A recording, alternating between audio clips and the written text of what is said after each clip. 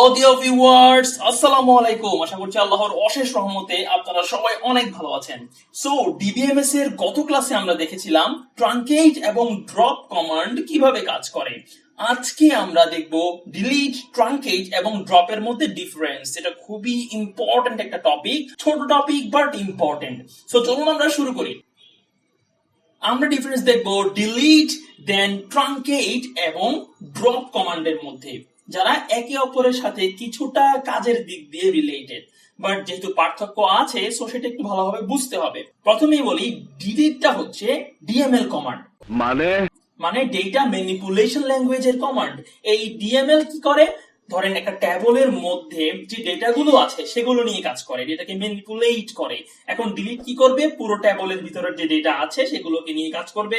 তার কাজ হচ্ছে কি করা? ডিলিট করে দেওয়া। ঠিক আছে, এবার আসি ট্রাঙ্কেটে। ট্রাঙ্কেটটা হচ্ছে ডিডিএল কমান্ড, ডেটা ডেফিনিশন ল্যাঙ্গুয়েজের কমান্ড। কারণ তার ট্যাবলের ভিতরের ডেটা নিয়ে খুব একটা ইন্টারেস্ট নাই, সে সরাসরি ট্যাবলটাকে ধরে তার ভিতরে যা আছে সব ডিলিট করে দিবে। ডেটাকে আলাদা আলাদা করে স্পেসিফাই করে সে ডিলিট করতে পারে না, ডিলিট কমান্ডের মতো, ডিলিট যেভাবে কাজ করে। বাট ট্রাঙ্কেটটা কি করে? সে পুরো ট্যাবলটাকেই চিনে শুধুমাত্র, এবং ট্যাবলটাকে ধরে তার ভিতরে সবকিছু ডিলিট করে দেয়। সো ট্রাঙ্কেটটা হচ্ছে ডিডিএল কমান্ড। ওইদিকে ড্রপ, এটা হচ্ছে ডিডিএল কমান্ড। ওকে, এর পরের পয়েন্ট হচ্ছে, যেহেতু ডিলিটটা ডিএমএল কমান্ড, তাই সে কাজ করবে টেবলের ডেটা নিয়ে। ঠিক আছে, আর ট্রাঙ্কেট কাজ করবে টেবলের স্ট্রাকচার নিয়ে, এবং ড্রপটাও কাজ করবে টেবলের স্ট্রাকচার নিয়ে। ট্রাঙ্কেটটা একটু কনফিউজিং হতে পারে আপনাদের কাছে, কারণ আপনি গত ক্লাসে দেখেছিলেন ট্রাঙ্কেট ট্যাবলের ভিতরে ডেটাকে নিয়ে কাজ করছে, বাট আমি এখানে বলছি আবার ট্যাবলের স্ট্রাকচার নিয়ে। একটু বোঝার চেষ্টা করেন, ট্রাঙ্কেট কখনো ট্যাবলের ভিতরে ডেটা নিয়ে কাজ করছে না সরাসরি, কারণ সে বলে দিচ্ছে না যে আমি কোন কোন রেকর্ড ডিলিট করব। সে ট্যাবলটাকে চিনে এবং বলল যে ট্রাঙ্কেট ট্যাবলের নাম। সো ট্যাবলের ভিতরে ডেটা নিয়ে সে সরাসরি কাজ করছে না, তাই আমরা বলতে পারি ট্রাঙ্কেটটা ট্যাবলের স্ট্রাকচার নিয়ে কাজ করছে। ওকে, এবার একটু আমরা ডিলিট কমান্ডের দিকে নজর দিই। ধরুন একটা ট্যাবল আছে, এখানে বলা হলো ট্যাবলের মধ্যে একটা ডিলিট কমান্ড চালিয়ে যেটা ফার্স্ট রেকর্ড আছে ওটাকে ডিলিট করার জন্য। সো আমরা কমান্ডটা কিভাবে লিখবো? Delete from student where ID is equal to 1।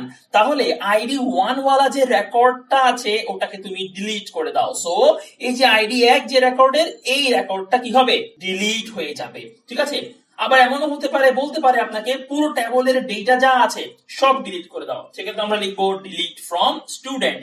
ওই যে পরের হোয়ার কন্ডিশনটা ওইটা আর লিখবো না।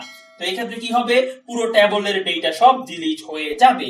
সো আমরা ডিলিটের ক্ষেত্রে বলতে পারি delete selected record or all. সে চাইলে যে কোনো রেকর্ড সিলেক্টেড ভাবে ডিলিট করতে পারে, নিজের ইচ্ছা মতো আইডি কে ধরে ধরে সিলেক্ট করে ডিলিট করতে পারে, অথবা সে পুরো ট্যাবলের রেকর্ড যা আছে সবগুলোকেই ডিলিট করতে পারে।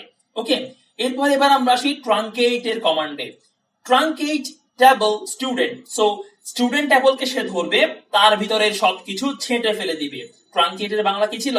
ছেঁটে ফেলা, রাইট? ছেঁটে ফেলা মানে ডিলিট করে ফেলা, কাইন্ড অফ। সো ট্রাঙ্কেট কি করবে?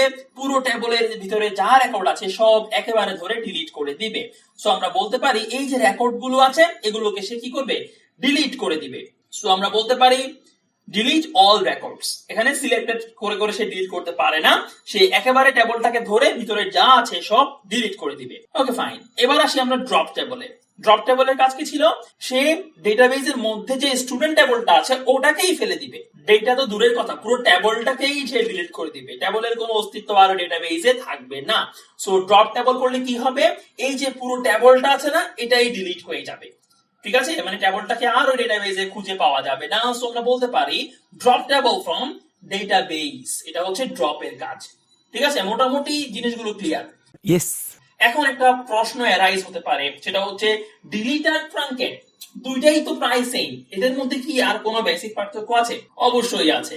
যেমন? সেটা হচ্ছে কি, খেয়াল করেন, যখন আমরা ডিলিট কমান্ডটা চালাই, আমি একটু প্রফেশনালি কথা বলছি এখন, যখন আমরা ডিলিট কমান্ড চালাই আমাদের সফটওয়্যারের মধ্যে, ওরাকল ডেটাবেজে যে সার্ভারে আমরা কাজ করব, ওখানে যখন আমরা ডিলিট কমান্ডটা চালাই, ডিলিট না অ্যাকচুয়ালি যে কোনো কমান্ডই যখন আমরা চালাই, আমরা কমান্ডের পরে কমিট একটা কিওয়ার্ড লিখি।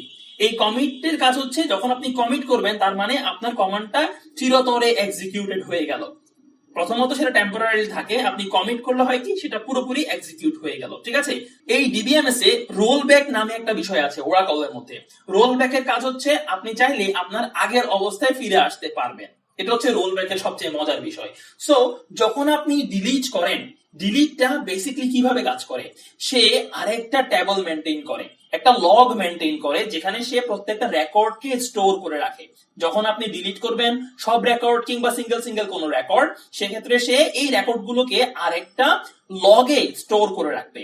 তো আলটিমেটলি যখন আপনি ডিলিট করে দিলেন, সেটা আপনার প্রাইমারি টেবল থেকে তো চলে গেল, বাট তার একটা ব্যাকআপ কিন্তু থেকে যায়। আপনি যদি রোল ব্যাক করেন তাহলে আবার আপনি ডাটাগুলোকে ফেরত পাওয়ার সম্ভাবনা আছে। এটা হচ্ছে ডিলিটের ক্ষেত্রে। বাট ট্রাঙ্কেটের ক্ষেত্রে আপনি আর ফেরত পাবেন না।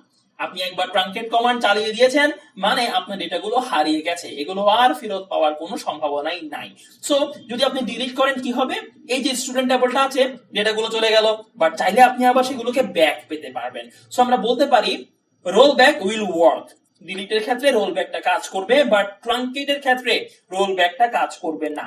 আপনি একবার ট্রাঙ্কেট করেছেন মানে ডেটাগুলো চিরতরে হারিয়ে গেছে, এগুলোকে আর ফেরত পাওয়ার কোনো সম্ভাবনা নাই। ওকে, সো আশা করছি এই ডিলিট, ট্রাঙ্কেট এবং ড্রপ কমান্ড নিয়ে আপনাদের আর কোনো সমস্যা নাই। তারপরেও যদি কোনো সমস্যা থাকে কমেন্টে জানাবেন, আমি অবশ্যই রিপ্লাই দিব। সো ভালো থাকবেন সবাই, দেখা হবে আপনাদের সাথে নতুন ক্লাসে নতুন কোনো টপিক নিয়ে। টিল দেন টেক কেয়ার, আসসালামু আলাইকুম, আল্লাহ হাফেজ।